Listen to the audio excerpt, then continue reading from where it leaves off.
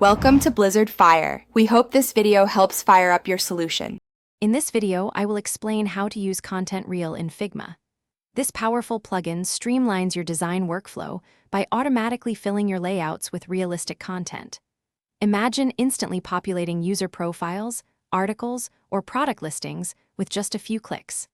Content Reel offers a vast library of text, images, and avatars, making your prototypes feel much more authentic. It's an essential tool for any designer looking to accelerate their process and create more compelling user experiences. To begin, open your Figma file and locate the Plugins menu at the top. From there, search for Content Reel in the plugin marketplace. Once you find it, simply click Install to add this fantastic tool to your Figma environment. After installation, you can easily access Content Reel by right-clicking on your canvas, hovering over Plugins, and selecting Content Reel from the list. It's a straightforward process that takes less than 1 minute. Now for the exciting part, populating your designs.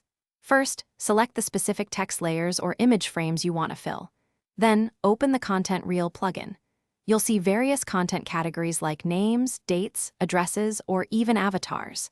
Simply choose the type of content you need, and with a single click of the Apply button, your selected layers will be instantly populated.